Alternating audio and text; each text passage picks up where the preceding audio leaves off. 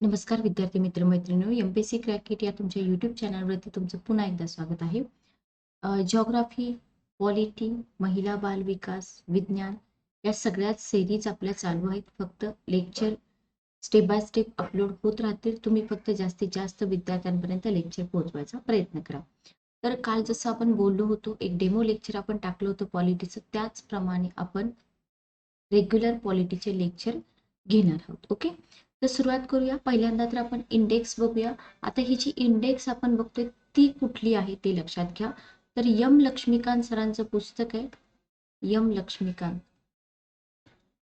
के सागर publication, के सागर publication. ठीक आहे. Okay, जरी तुम्ही लेक्चर बघत असाल, पुस्तक तुमच्याकडे मस्ट आहे. पुस्तकाचा पार्ट 1 पण आणि पार्ट 2 पण तुमच्याकडे असायला पाहिजे. ओके, कारण नवीन एक्झामचे मागणीपत्र डिसेंबरमध्ये येत आहे, लक्षात घ्या. सो वेळ वाया घालवू नका. चला, काय दिले तुम्हाला इथं? घटनात्मक मांडणी. इंडेक्स दिली आहे, जशी लक्ष्मीकांत सरांच्या बुकमध्ये इंडेक्स आहे तशीच इंडेक्स आहे. ठीक आहे. तर घटनात्मक मांडणी याच्यामध्ये तुम्हाला काय शिकायचं आहे? याच्यामध्ये तुम्हाला ऐतिहासिक पार्श्वभूमी, ऐतिहासिक पार्श्वभूमीमध्ये तुम्हाला कंपनीची राजवट आणि राजाची राजवट. तर कंपनीच्या राजवटीमधले 4 कायदे, राजाच्या राजवटीमधले 4 कायदे, असे मिळून तुम्हाला 8 कायदे अभ्यासावे लागतात. आता सुरुवातीला कसं होतं, हे कायदे जनरली हिस्ट्रीमध्ये पण ओव्हरलॅप होतात आणि जास्त एक्झाममध्ये विचारले जात नाहीत असं सांगितलं जात होतं. पण आता असं नाहीये, कायदे तुम्हाला आयोग कधीही विचारू शकतो. त्याच्यानंतर आहे घटनेची निर्मिती, घटना समितीची संरचना, घटना समितीचे कामकाज, घटना समितीच्या समित्या, राज्यघटनेचा कायदा, घटनेची अंमलबजावणी, घटना समितीवरील टीका. तर घटनेच्या निर्मितीमध्ये तुम्हाला काय काय अभ्यासायचं आहे बघा. घटना समितीची संरचना, घटना समितीचं कामकाज, घटना समितीच्या समित्या, राज्यघटनेचा कायदा, घटनेची अंमलबजावणी आणि घटना समितीवर टीका का केली, हे सगळं आपल्याला अभ्यासायचं आहे. त्याच्यानंतर आहे राज्यघटनेची प्रमुख वैशिष्ट्ये. राज्यघटनेची प्रमुख वैशिष्ट्ये काय आहेत, याच्यावरून आपल्याला कंबाईनला पण क्वेश्चन पडतो, राज्यसभेला पण क्वेश्चन पडतो. ठीक आहे. त्याच्यानंतर आहे राज्यघटनेचा सरनामा, प्रिएम्बल. सर्वात इम्पॉर्टंट टॉपिक, याला IMP करा, सर्वात इम्पॉर्टंट टॉपिक. ठीक आहे. त्याच्यानंतर संघ आणि त्याचे क्षेत्र बघा. 2019 18 आणि 2019 2020 या प्रत्येक वर्षी राज्यसेवा पूर्व परीक्षेला या टॉपिक मधून क्वेश्चन आहेत, संघ आणि त्याचे क्षेत्र. इम्पॉर्टंट टॉपिक आहे, प्रत्येक गोष्ट तुम्हाला लक्षात ठेवावी लागते. राज्यांचा संघ, राज्य पुनर्रचनेबाबत संसदेचे काय अधिकार आहेत, राज्य आणि संघराज्य प्रदेश यांच्यामधला बदल कसा आहे, हे सगळं तुम्हाला इथं समजून घ्यायचं. आणि इथंच तुम्हाला JVP समिती, दार आयोग, फजल अली कमिशन, हे सगळं तुम्हाला इथं समजून घ्यायचं. ठीक आहे. त्याच्यानंतर नागरिकत्व, हा टॉपिक खूप लेंदी आहे. टॉपिक तर खूप लेंदी आहे. टॉपिक मधलं सगळंच विचारलं जात नाही, काही पॉइंट्स विचारले जातात. ओके. त्याच्यानंतर सर्वात इम्पॉर्टंट टॉपिक प्रत्येक एक्झाम मध्ये ज्याच्यावरती क्वेश्चन विचारले जातात, तो म्हणजे मूलभूत हक्क. कोणता टॉपिक? मूलभूत हक्क.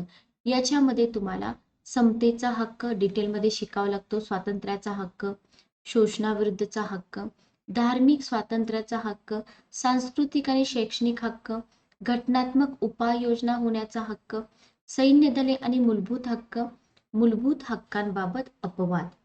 अपवाद जनरली जास्त विचारले जात नाहीत, पण विचारले जाऊ शकतात. त्याच्यामुळं हे सगळं आपल्याला इथं करायचं आहे. हा टॉपिक सर्वात इम्पॉर्टंट आहे. याच्यामध्ये बरंच कंटेंट आहे जे तुम्हाला एक्झाम मध्ये दिसतं. त्याच्यानंतर आहे 8वा टॉपिक, राज्यघटनेची मार्गदर्शक तत्वे. हा पण टॉपिक तुमच्या कंबाईन राज्यसेवा इतर ज्या काही एक्झाम असतील सगळ्या एक्झामला इम्पॉर्टंट. मार्गदर्शक तत्वांची वैशिष्ट्ये, मार्गदर्शक तत्वांचं स्पष्टीकरण, वैशिष्ट्ये विचारली जातात. मार्गदर्शक तत्वांची मान्यता, घटनादुरुस्ती वगैरे विचारली जाते. मार्गदर्शक तत्वावर टीका का केली, हे पण विचारलं जातं. मूलभूत हक्क आणि मार्गदर्शक तत्वे विरोधाभास, व्हेरी इम्पॉर्टंट, हे पण विचारलं जातं. आणि मार्गदर्शक तत्वांची अंमलबजावणी. ओके. तर कशा प्रकारे मार्गदर्शक तत्वांची अंमलबजावणी केली जाते हे तुम्हाला लोकसेवा आयोग विचारतो. ओके. त्याच्यानंतर आहे मूलभूत कर्तव्ये. मूलभूत हक्क, मार्गदर्शक तत्वे आणि मूलभूत कर्तव्ये तिन्ही टॉपिक तुम्हाला सोबत सोबत करावे लागतात, कारण का एकमेकांशी कोरिलेट करतात. त्याच्यानंतर 10वा टॉपिक घटना दुरुस्ती. घटना दुरुस्ती, घटना दुरुस्तीचे प्रकार, घटना दुरुस्ती प्रक्रियेवरील टीका. घटना दुरुस्ती प्रक्रियेचे प्रकार आणि या प्रक्रियेवरील टीका. ओके. तर या टॉपिक मधून पण तुम्हाला भरपूर क्वेश्चन विचारले जातात. त्याच्यानंतर आहे राज्यघटनेची मूलभूत संरचना. Very important topic. पहिला पार्ट जो आहे ना तो इम्पॉर्टंटच आहे. 11 टॉपिक येतात त्याच्यामध्ये, म्हणजे हे भाग पुस्तकाचे भाग मी तुम्हाला सांगते. तर याच्यामधले 11 टॉपिक हे जे आपण आता इथं बघतोय, तर हे 11 टॉपिक व्हेरी व्हेरी इम्पॉर्टंट लक्षात घ्या. कोणत्याही प्रिलियम साठी हे टॉपिक इम्पॉर्टंट आहेत आणि त्यातल्या त्यात राज्यसेवा पूर्व परीक्षा. राज्यसेवा पूर्व परीक्षा. ठीक आहे. तर हा जर आपला भाग 1 ची इंडेक्स. असे आपल्याला या पुस्तकामध्ये 8 भाग मिळतात, त्याच्या इंडेक्स आपण पुढे बघणारच आहोत. ठीक आहे. बरं, आता याच्यामधला पहिला टॉपिक आपल्याला स्टार्ट करायचा आहे ऐतिहासिक पार्श्वभूमी. ओके. तर आपण सुरुवात करूया. तुम्हाला असं तर कोणी शिकवणार नाही लक्ष्मीकांत सरांच्या बुक प्रमाणे. तर ज्या विद्यार्थ्यांना पॉलिटी अवघड जाते, जास्तीत जास्त विद्यार्थ्यांपर्यंत लेक्चर पोहोचवायचा प्रयत्न करा. बघा, सुरुवात कुठून होते? सुरुवात होते इसवी सन 1600 पासून. काय होतं? British east India company, British लोक भारतात येतात. बरोबर. आता इथं तुम्हाला एक क्वेश्चन आयोगाने विचारलाय, कुठं? या पॉइंट वरती, की भारतात व्यापार करण्याचे जे एकाधिकार आहेत, की मोनोपॉली आहे या ब्रिटिश कंपनीला दिलेली, ब्रिटिश ईस्ट इंडिया कंपनीला, तर ती कोणी दिली? तर राणी एलिझाबेथ पहिली हिने दिली. इथं तुम्हाला राणी व्हिक्टोरिया पण देतात, पण कोणी दिली? राणी एलिझाबेथने दिली. आणि या एलिझाबेथने दिलेल्या संधीनुसार ईस्ट इंडिया कंपनीला हा एकाधिकार मिळाला. Okay, clear? तर इथे मी क्वेश्चन करते, एवढा पॉइंट तुमच्या नोटबुक मध्ये लिहून ठेवा. आता सुरुवातीला ही जी ब्रिटिश ईस्ट इंडिया कंपनी होती, ही केवळ व्यापारी कामकाज करत होती, इतर काही कामकाज करत नव्हती. ओके. तर सुरुवातीला फक्त एक व्यापारी कंपनी होती. त्याच्यानंतर 65 वर्षांनी काय झालं बघा, 1765 मध्ये इथं तुम्हाला क्वेश्चन विचारलाय, इथं पण मी क्वेश्चन करते की 1765 मध्ये खालीलपैकी कोणत्या प्रांतांचे दिवाणी अधिकार कंपनीला मिळाले आणि कंपनीच्या क्षेत्रीय सत्तेची सुरुवात झाली? तर बंगाल, बिहार आणि ओरिसा. पुन्हा एकदा रिपीट करूया. इसवी सन 1765 मध्ये बंगाल, बिहार आणि ओरिसा यांचे दिवाणी अधिकार कंपनीला मिळाले आणि कंपनीच्या क्षेत्रीय सत्तेची सुरुवात झाली. Okay, clear? त्याच्यानंतर इसवी सन 1857चा उठाव झाला. या उठावामुळे काय झालं? या उठावामुळे 1858 मध्ये ब्रिटिश राजघराण्याने भारतातील शासनाची थेट जबाबदारी घेतली. का घेतली? कारण कंपनीचं काम त्यांना योग्य वाटत नव्हतं जेव्हा हा उठाव झाला. ओके. तर इथून चालू होते ब्रिटिश क्राऊन. ठीक आहे. आणि 1858 पासून ही जी ब्रिटिशांची राजवट होती, ही 15 ऑगस्ट 1947 पर्यंत चालूच होती. आपल्याला माहिती, आपला देश स्वतंत्र होईपर्यंत चालू होती. तर 3 क्वेश्चन तुमचे इथले लिहून ठेवा. पुढे जाऊया आपण. त्याच्यानंतर येते संविधान सभा. आता संविधान सभा बघा, तर तुम्हाला संविधान सभेबद्दल इन्फॉर्मेशन दिली की 1934 मध्ये M.N. राय यांनी सुचवल्याप्रमाणे 1946 मध्ये संविधान सभा बनवण्यात आली. इथं तुमचे 2 क्वेश्चन बनतात की संविधान सभेची कल्पना कोणाची होती? ओके. आणि कधी संविधान सभा बनवण्यात आली? 34 मध्ये सुचवली होती M.N. राय यांनी ही कल्पना. ठीक आहे. आणि 1946 मध्ये संविधान सभा बनवण्यात आली. 26 जानेवारी 1950 पासून राज्यघटना अस्तित्वात आली. इथं पण तुमचा क्वेश्चन बनतो की कधीपासून राज्यघटना अस्तित्वात आली? क्लिअर? भारतीय राज्यघटनेच्या आणि राज्यव्यवस्थेच्या वैशिष्ट्यांचं मूळ तुम्हाला कुठे मिळतं? ब्रिटिश राजवटीत. इथं पण तुमचा क्वेश्चन बनतो. या ब्रिटिश राजवटीचा आपल्या राज्यघटनेवर प्रभाव आहे ऑब्विसली असणारे, कारण का यांच्या वैशिष्ट्यांचं मूळ तुम्हाला ब्रिटिश राजवटीत बघायला मिळते. ओके, आता आपल्याला बघायचं आहे घटनांचा कालानुक्रम. बघा, तर मी तुम्हाला बोलले होते की कंपनीची राजवट आणि राजाची राजवट. ठीक आहे, तर कंपनीची राजवट 1773 पासून 1858 पर्यंत जे कायदे आहेत ते तुम्हाला इथं दिलेत, आणि 1858 पासून 1947 पर्यंत. कंपनीच्या काळातला regulating act 1773, Pitt's India act 1784, सनदी कायदा 1833, सनदी कायदा 1853. तर आता हे जे 3 कायदे आहेत ना, इथे तुम्हाला 3 मुळे कन्फ्युजन होतं, व्यवस्थित लक्षात ठेवा. पीट्स इंडिया ऍक्ट 1784 आरामात लक्षात राहतो, पण बाकीचे 3 कायदे लक्षात राहायला थोडासा प्रॉब्लेम येऊ शकतो, पण मल्टिपल टाइम रिव्हिजन करा, लक्षात राहून जाईल. त्याच्यानंतर येते राजाची राजवट. भारत सरकार कायदा 1858, इंडिया काउन्सिल ऍक्ट 1861, 1892 आणि 1909.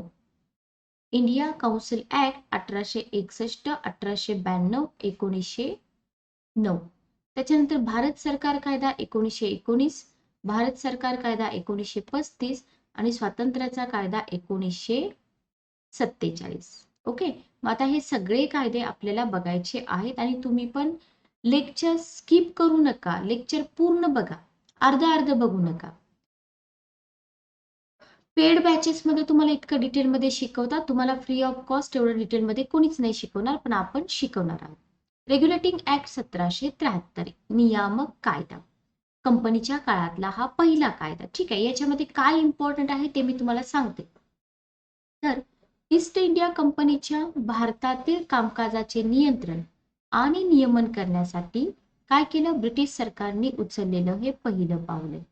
ईस्ट इंडिया कंपनीच्या भारतातील कामकाजाचं नियंत्रण आणि नियमन करण्यासाठी ब्रिटिश सरकारने उचललेलं हे पहिलं पाऊल. ओके, या कायद्यान्वये पहिल्यांदाच कंपनीच्या राजकीय आणि प्रशासकीय कार्यांना मान्यता दिली गेली. इथं बनतो तुमचा क्वेश्चन की कोणत्या कायद्यान्वये पहिल्यांदाच कंपनीच्या राजकीय आणि प्रशासकीय कार्यांना मान्यता, कारण कंपनी आधी केवळ व्यापारासाठी आली होती, व्यापारी कंपनी होती सुरुवातीला राजकीय आणि प्रशासकीय कार्य करत होती का, नाही. या कायद्याने भारतातील केंद्रीय प्रशासनाचा पाया घातला. इथं पण तुमचा क्वेश्चन बनतो की कोणत्या कायद्याने भारतातील केंद्रीय प्रशासनाचा पाया घातला, तर 1773चा रेग्युलेटिंग ऍक्ट. ओके, कायद्याची वैशिष्ट्ये काय आहेत बघा. बंगालच्या गव्हर्नरला बंगालचा गव्हर्नर जनरल असं नामाभिधान दिलं. बंगालच्या गव्हर्नरला बंगालचा गव्हर्नर जनरल असं नामाभिधान दिलं. इथं पण तुमचा क्वेश्चन बनतो. त्यांच्या सह्यासाठी 4 सदस्यांचं कार्यकारी मंडळ बनवण्यात आलं. हे 4 सदस्यांचं कार्यकारी मंडळ हे तर नाही विचारणार, पण बंगालच्या गव्हर्नरला गव्हर्नर जनरल असं नामाभिधान कोणत्या कायद्याने मिळाले हे तुम्हाला विचारलं जाऊ शकतं. ठीक आहे, मग पहिला गव्हर्नर जनरल कोण होता, लॉर्ड वॉरन हेस्टिंग. याच्यावरती पण क्वेश्चन विचारलाय की पहिला जो गव्हर्नर जनरल होता तो लॉर्ड वॉरन हेस्टिंग होता. ओके, बॉम्बे आणि मद्रास इथले गव्हर्नर बंगालच्या गव्हर्नरला दुय्यम बनले.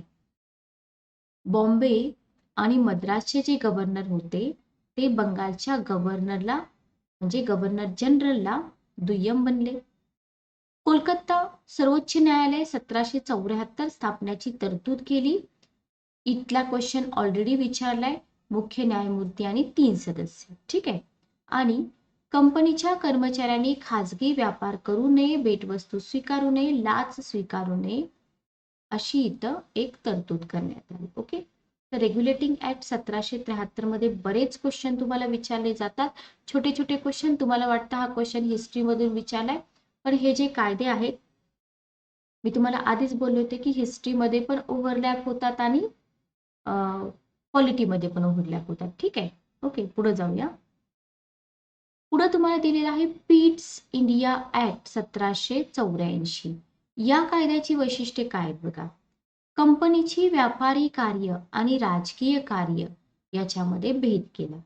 पीट्स इंडिया ऍक्टनं 1773च्या नियामक कायद्याने राजकीय आणि प्रशासकीय कार्यांना मान्यता दिली, पण पुढे काय झालं, व्यापारी कार्य आणि राजकीय कार्य एकत्र करू नका असं कोणी सांगितलं, पिट्स इंडिया ऍक्टनं सांगितलं. ठीक आहे. व्यापारी कारभार व्यवस्थापनासाठी संचालक मंडळ बनवलं, राजकीय कारभार व्यवस्थापनासाठी नियामक मंडळ बनवलं. म्हणजे एक प्रकारे दुहेरी शासन पद्धती स्थापन केली. ठीक आहे. आता हा जो पिट्सचा कायदा आहे तो कोणत्या कारणासाठी महत्वाचा आहे? पिट्सचा कायदा भारतातील कंपनीच्या क्षेत्राला ब्रिटिशांच्या ताब्यातील क्षेत्र असं संबोधणे. भारतातील कंपनीच्या क्षेत्राला ब्रिटिशांच्या ताब्यातील क्षेत्र असं संबोधणं. भारतातील कंपनीच्या व्यवहारांवर आणि प्रशासनावर ब्रिटिश सरकारचं सर्वोच्च नियंत्रण प्रस्थापित करणं. या दोन कारणासाठी हा कायदा महत्वाचा आहे. पुन्हा एकदा मी रिपीट करते की भारतातील कंपनीच्या क्षेत्राला ब्रिटिशांच्या ताब्यातील क्षेत्र असं संबोधणं आणि भारतातील कंपनीच्या व्यवहारावरती व प्रशासनावरती ब्रिटिश सरकारचं सर्वोच्च नियंत्रण स्थापन करणं. ही दोन कारणं होती पिट्स इंडिया ऍक्टची. या दोन कारणासाठी हा ऍक्ट महत्वाचा ठरतो. त्याच्यानंतर येतो सनदी कायदा 1833. हा जो कायदा आहे सनदी कायदा 1833 हा म्हणजे ब्रिटिश भारतातील केंद्रीकरणाच्या दृष्टीने अंतिम टप्पा. इथं क्वेश्चन करा, 1833 चा कायदा संधी कायदा केंद्रीकरणाच्या दृष्टीने अंतिम टप्पा. कायद्याची वैशिष्ट्य काय आहेत बघा.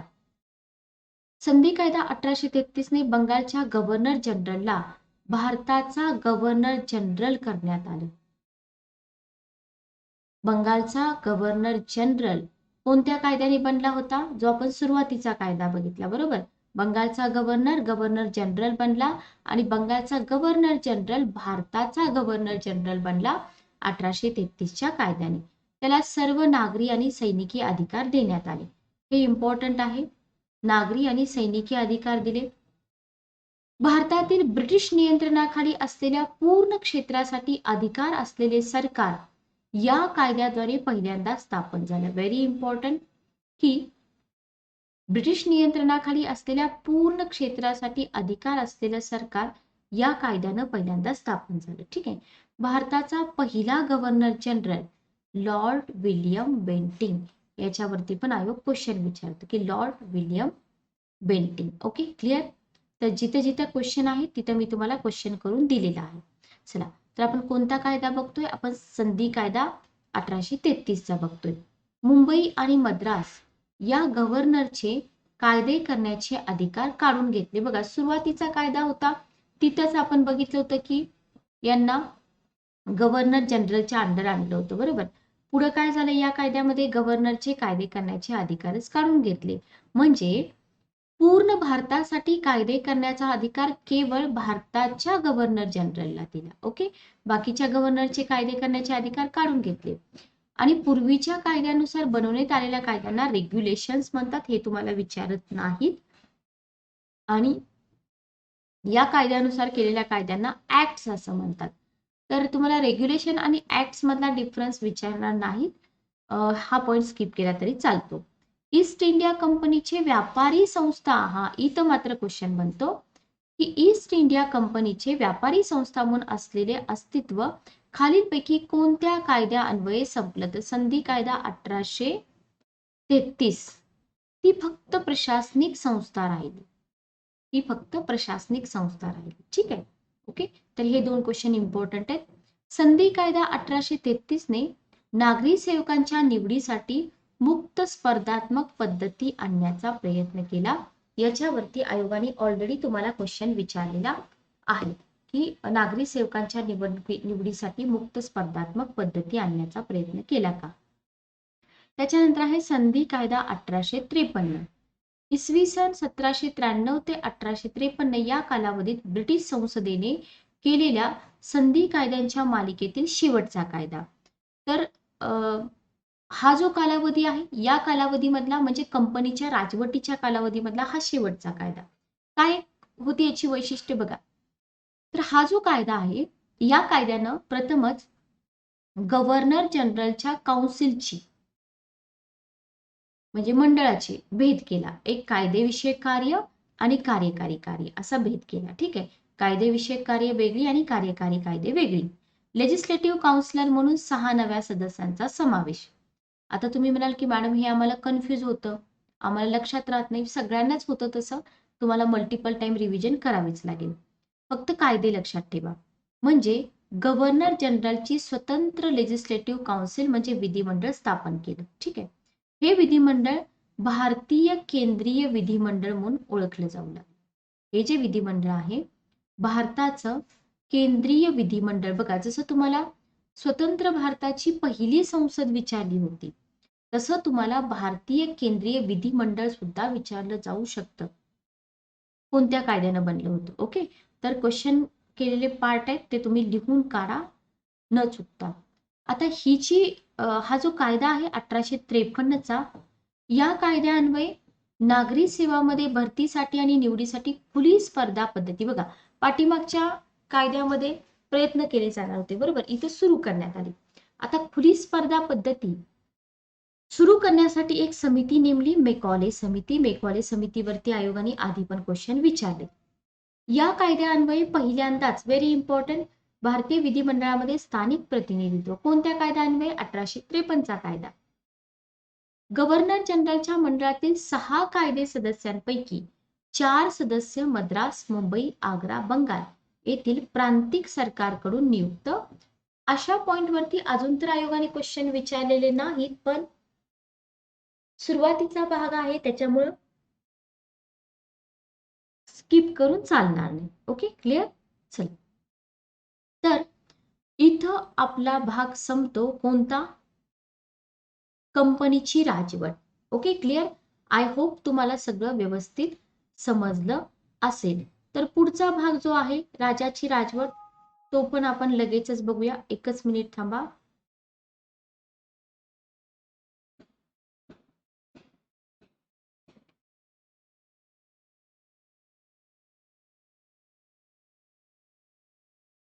याच्यामध्ये तुम्हाला पॉलिटीचा सिलेबस तर भरपूर आहे. सिलेबस बर, ऐका, तर आपण काय करूया, आपण नेक्स्ट लेक्चर मध्ये घेऊया. थोडंसं पीडीएफ मिळत नाहीये, तर आपण कुठपर्यंत आलो होतो? फक्त लेक्चर लक्षात ठेवा.